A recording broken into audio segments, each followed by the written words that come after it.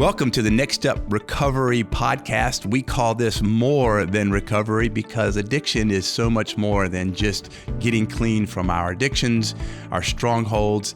It's really finding our purpose in life, and that's what we're here for each and every day. I like to say that we have three purposes here at the Next Step Recovery Podcast. The first purpose is to encourage people, to encourage those who are struggling in their addiction or just in life. It doesn't have to be an addiction. It could be anything. So we want to encourage you. Number two, we want to educate you. We want to help you help other people. We want to help you help others. And then finally, we want to expand our reach. We want to expand our impact. We want to expand our partners. Thank you so much for joining us today, and we look forward to a great show. Good morning, and welcome to the More Than Recovery Podcast. I've got a very special guest here today, Carrie. We're so glad to have you, and a lot of times we don't get to have ladies on here. And I woke up this morning and was thinking through our podcast episodes today, and I was like, I need one more person. So I have not prepared Carrie at all for anything we're going to talk about here today. You can't tell, can you? That's right. She's sweating. She's been out here. She works at the church up here at Mikado Baptist Church, and I think you've been here 2 weeks? Yep, 2 weeks. 2 weeks on staff, and just... you've straightened the guys out up here. Oh yeah. Yeah. Got it under control now. I know it. Yeah. So I love it up here. When it comes to cleaning, a lot of times ladies are going to do a lot better job than the men. So y'all have your own talents. That's right. Yeah. It's just mine's not cleaning. I can tell you that. But Carrie is, her husband, Joey, is at Next Step. He is in the program at Next Step and has been there for quite a while. 18 months. 18 months. So we say, Next Step is a minimum of 12-month program. But Joey has been there 18 months. He loves it. He does. And has told me, Joey has told me, and I need to get him on here. Yeah. But Joey's a big guy, and he'll probably fill up that whole couch there. So yeah, he's a big guy. Lots of love. Very talented. He's very, very talented. Great carpenter. Yes. He can do a little bit of everything. So Joey has been at Next Step for 18 months, and really, Joey's one of those stories where he's got a lot of charges in a lot of counties. So as we're working through these charges in these different counties for him, it's just best for him to be at Next Step right now. It really is. And yeah. I mean, he loves you guys, and he thrives there. He really does. He does. Yeah. Good accountability. Yeah, but we need to get Joey to the point where he thrives when he's not at Next Step. So, absolutely. But Carrie has a story. Oh, I got right. One. Carrie has her own story. And so we didn't really come here today to talk about Joey a whole lot, but we got to mention Joey. Yeah, of course. He got his little 5 seconds of fame there. Yeah, that's right. Yeah, so we're done with Joey for now. But Next Step is certainly a men's home. It's a home for men who are in recovery, trying to get their life back together. They are maybe coming out of jail, out of prison, and it's a place for them to come for a minimum of 12 months to I always say Next Step, that 12 months is just laying the foundation, really. Now now the real work starts when you graduate. Yep. So, but we impact more than the men in the program, right? We impact their families. As a matter of fact, I had a counseling session yesterday with a family, and it's not somebody who's in the program. The man that we were counseling about is not at Next Step. He needs Next Step, but he's not there. But it's amazing. I spent over an hour counseling with this family yesterday, and it's amazing the impact that. Yeah, it just waves out. Yeah. It really does. Yeah. Y'all do a lot with a lot of things, a lot of people. And so the impact is far reaching. It's not just the man. The tentacles reach out so far. Yes. And you talk to the parents of these men who sometimes these parents are in their 80s and 70s, and they don't know, they have been abused by their sons. They've been lied to. They've taken money, and the parents still just want to love them, and they'll continue to give into them a lot of times. Enabling's a hard thing to let go of. It is, because you love them and you don't want to see them hurt. Right. So with that said, Carrie, Joey has been there for 18 months, like you said, but during his time in the program, Joey, for the whole time he's been there, up until about a few months ago, Joey's big prayer request was for Carrie, because Carrie was incarcerated herself, right? So Carrie was incarcerated, and so Joey was always asking for prayer for Carrie, and so Carrie was released from incarceration.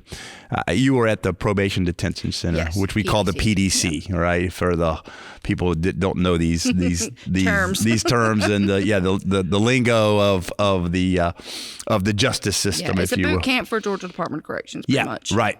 Yeah, and so it's jail, but it's more than jail, but it's not quite prison. Right. It's kind of in between. It's jail, but it's more than jail, but it's not. It's not that quite right before then. Yeah. Right. And it's difficult, And so hard. you were in the PDC for how long? How long were you in the PDC? I was in the county from August 8th until, June, I believe. Okay, so you're in the county jail. No, not June. Yeah, I was in the county jail for 4 months, I think, and then I went to PDC for 3. So I did 9 months altogether. So, yeah, I was sentenced to 6 months in the PDC, but I'd already had time under my belt, so they counted the time. So instead of getting out in August, I got out the end of April 29th, because my time counted for me, and I did good while I was there. So okay. Yeah. Right. Okay. So 9 months altogether, the whole situation. Right. And we could spend a whole lot of time talking about the reasons why Carrie was there, or but that's not right. That's not really why we're here. People are led into these or get into these situations of incarceration for various reasons. Many times it's all related back to an addiction. Absolutely. Yeah. Mine absolutely was. Misusing substances, and nobody ever goes to jail or prison for their addiction. They go for the things that their addiction drives them to do. Actions, yeah. Right. Absolutely. The stealing, the theft. Yep. Burglary, all of those things, right? Yes. But anyway, so Carrie, I had never met Carrie. In all this time that we've been praying for you. And so finally you got out of the PDC in April 29th. April. Has it been that long? Yep. Wow. Yep.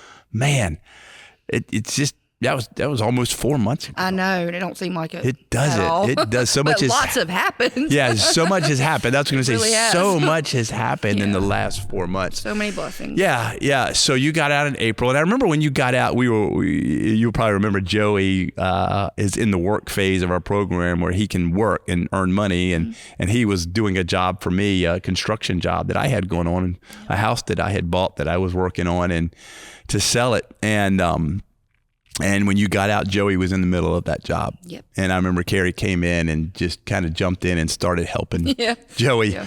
And she was, next thing you know, Carrie is caulking, she's painting, she's cleaning, she's doing a little bit of everything. And I really just kind of, man, my heart just connected to Carrie right away. And it just, it really has been neat getting to know you over the last 4 months. Thank you. Right? Likewise. Yeah. So tell us, Carrie, a little bit, you spent that 9 months between jail and then the PDC, getting out, right? As a female, give us, a lot of times we hear about these things from a man's perspective, right? And everybody says, okay, men go to jail, they messed up, they're tough, suck it up. But for ladies, how what's it like? Honestly, it's what you make it. Like before I went, my chargers are 4 or 5 years old. Okay. I had been on the run for years. Yeah. I had changed a huge part of my life just because I knew it was time. I just wouldn't let go of the drug. Yeah. And I wouldn't turn myself in. That was definitely two of the things that had to happen. So when I went, it was like a lift. I was grateful to not have to look over my shoulder anymore. And I immediately got into my Bible. I did Bible courses while I was in there. I did Joyce Meyer's books. I really engrossed myself into positive things. And I had people come to my room for prayer, and I ran the library. And you have your crew that's bad, and you have your crew that's just wanting to do their time and go home. And as long as you're respectful, they're respectful to you. I never had any problems.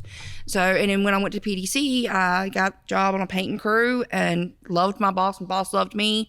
And I just worked and I came home, so, and I really grew a lot closer to God while I was there. Isn't I really that good? did. I was so ready to get out and just do things, Yeah, do things for the Lord. Do things. And it was more a blessing than it was anything else, because it was time to get it behind me. Yeah, that's neat, right? So, it's not the story of, man, it was terrible, though you don't want to be. No, you don't want to be there. Don't want to go. I would definitely would not, 10 out of 10, don't recommend. But but you took advantage of that time, and you said, you know what, I'm going to do some things in here that will make my life better, and that will make really me did. better. Yeah. So and I was telling somebody the other day, just yesterday when I was counseling with this family, I said so many times I hear this from men that are on the run in their addiction, that they're so relieved when they get caught. Yeah. And they're so relieved when they get caught and they go to jail. It's almost like, oh, I can stop running now. Yeah, it really is. And I mean, I had a home, my daughter and my I have that situation. They lived with me and all that. And I worried about all that, but also I knew if something had happened before I went to jail with my grandson, I couldn't have done a thing about it because I was on the run. So I also had that in my back of mind. If something has to happen, I'll be able to do this the right way.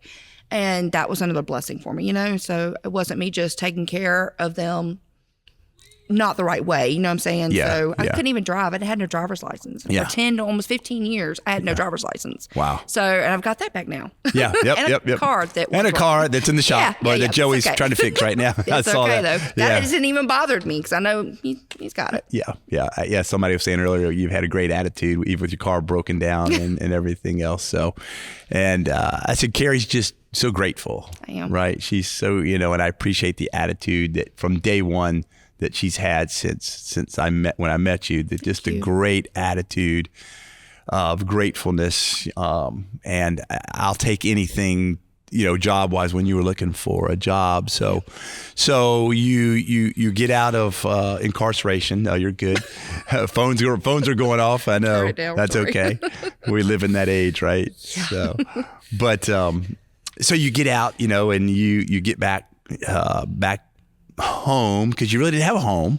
No, I lost it while I was in jail. I lost it. Yeah. Like immediately a month after I went, it was gone. So, And through various things, we've been kind of helping her with a place to live. Huge help. Yeah, and got her, and has her grandson right now. Yes, has her grandson. Yes, I do. Was looking for work, and you were doing some cleaning on the side here and there. Just the not best enough you to could. count for anything, because that's about nobody knows me yet, and just, but y'all are all going to. That's right. and then a position to open up here at the church. About a month ago, they started talking. I heard rumor around the church that a position for in the janitorial facilities maintenance department might be opening up, and I went to the powers that be here, and I said, y'all should really give Carrie a shot at this. I said, not only could she clean, she could paint. I said, she might be able to do some drywall work. I'm not sure. Do a little bit of it all. Yeah. And I said, and I think she would be a great asset up here. And they said, okay. And so we put the parties in contact with one another, and they interviewed you and really thought highly of you. And the next thing you know, you're working here. And I absolutely love it up here. I love everything about it. I mean, it's amazing. It's a breath of fresh air to go to work and have such positivity. I came this morning and Matt had cooked breakfast for me and Troy. Wow. Where do you get that at? Right. I need to get a job up here. It's just been, it really is. I get up every morning and I enjoy coming to work. And I mean, I enjoy this place, period, and everything I've gotten involved here. So, well, good. Yeah, and you started helping with the children's program. I did. I'm doing bridge with Awana. I was with Miss Hannah last week, so I could learn the ropes. So I have my own little small group this week. So I'm excited. Wow. Jumping in and Feet serving, first. right? Feet Jumping first. in, the biggest, I say often, one of the biggest parts of recovery is serving other people, right? Just serving, getting around good people, getting connected in a good church. serving other people, right? Coming to work every day with a great attitude, even when it was just coming to that house we were working on and just jumping in and doing whatever needed to be done. And so attitude is so key, right? It really is. It's so critical to anybody's success, not just somebody coming out of incarceration, coming out of the system, right? You know, and so the attitude is everything. Attitude is going to determine what we say often. Attitude is going to determine your altitude. Absolutely. Right? What your attitude is in the good times and the bad times. When things are going great, when things are not going so great, right? When the car's breaking down, right? When I don't know what the future of my grandson's going to be, because I don't, you know, because you're kind of saying, I don't even really have my own place right now. I'm kind of, you know, and then I have to work, and what's he going to do?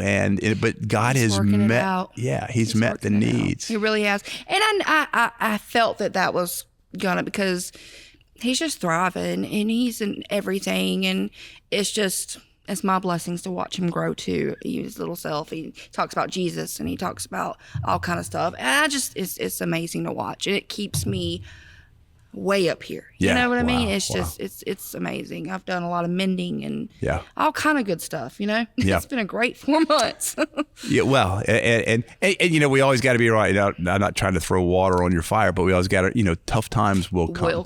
Right? You know, there will be times where, oh man, you know, things aren't going so great. And we got to remember though, right? We got to remember, okay, let's keep our focus on the Lord. Let's keep our focus on where we're going. These are temporary things we're going through. And we'll get there. We'll get through this. So in that, so you came out in, you got released in April. You come back to, you know, so this lady we've been praying for all these months, we finally get to meet her, right? And just how far you've come in 4 months. It's just hard to believe it's been 4 months again. And so, now you have a place to live. You've got a vehicle, even though it's being worked on right now. You've got a job right now. Part-time, I believe. Yes, 25 hours a week, but it's perfect. Yeah, for what you need right now. Everything. Right. And so what's your biggest takeaway so far, you know, since in the last 4 months? You know, if you could say, man, the biggest thing in the last 4 months has been this. The biggest thing has definitely been integrating myself and positive people and being around people that are clean and are into the word, and just I do devotions in the mornings, and it's just integrating myself in all the things that I went to 12-step meetings before, and I'm not knocking. Yeah, sure. But I've been in recovery for off and on for my whole life. Yeah. I have never. It has never felt like it does now when I put God before it all. Yeah, you know, I don't feel the need to get high. I don't feel the need to go hang out with, you know, the people I used to hang out with or talk to them on social media. Or I like my new friends. I like the new people that are here because they like me, and it's not, you know, it's just meet the right people, stay in your word, let God do the work for you, and just, you know, live. Like, it's been amazing. That's great. It's been amazing. Yeah. Just do what God asks you to do. Yeah, absolutely. Right. I say often we were talking about golf earlier. It's like playing golf almost. If you have the right club and you get your swing right, you know, you do the things you're supposed to do, then the club does the work for you. Right? You don't have to try to kill the ball. And in the same way, if we just do what God asks us to do. Yeah. Right? I had something major happen, and this is how I know it's different. You know, my dad's side of the family, I have been pretty much against them because they had taken custody of my oldest daughter when I was a teenager. You know, it's always been a battle. It's all their fault I went to jail. It's all their fault if this happened, and I've always really just blamed a lot of my life on that, and haven't let go of that. And I called my dad the other night, and I was, because, you know, I'm going through what I'm going through with my grandson too. And I told him, I said, I want you and my stepmother Diane to know that I sincerely apologize, that I just want to make it right. It just felt on my heart. And my dad, they were so, what's the word I'm looking for? willing to listen to me and talk to me. That's great. And he let me know afterward that was a conversation that we have needed to have for so many years. And it just felt really good because I really meant it. I didn't say it because I wanted to get anything. I just really meant it. I understood now, you know? And that was just, I don't know, it's a big change. And I was really grateful. I have a relationship back with my dad now. So that's good. What a great step, right? Yeah, a big, huge step since I'm 42 years old. Yeah. But it was a step that needed to be taken. Oh, another area in recovery that we need to consider is reconciliation. Yeah, absolutely. Right? Reconciliation. Absolutely. Relationships that have been broken, people that we've hurt or that have hurt us, right? People that we need to forgive or people that need to forgive us, right? Or we need or to a ask, combination of both, right? And just misunderstandings and things happen, right? And personalities get in the way. Oh yeah, so absolutely. Well, man, Carrie, it has been great. It's been a fast little. I told you this time would go fast. It did. It went by really fast. I know. was so nervous, but this was great. Yep. So yeah. You get on here and you just get talking, and So it'll Joey, be. you're next. That's right. Get ready, Joey. But yeah, I just appreciate you so much, Carrie, and we're cheering for you, cheering for Joey, cheering for Wyatt, and cheering for your family and all of those things, and just so proud of you guys. And stay humble, keep your focus. Absolutely. Keep pressing ahead. And if you out there in YouTube land or video land have any questions for me or for Carrie, you can reach us at www.nextstepmen.org, and you can shoot us an email or get in touch with us through phone, and I'm sure she would love to hear from you. Absolutely. Answer any questions you might. Maybe you would want her to paint your house. Yeah, I'm not clean sure. it. Or clean it. There you go. Or clean your house. Yeah. So we would love to hear from you. I hope you have just a wonderful day.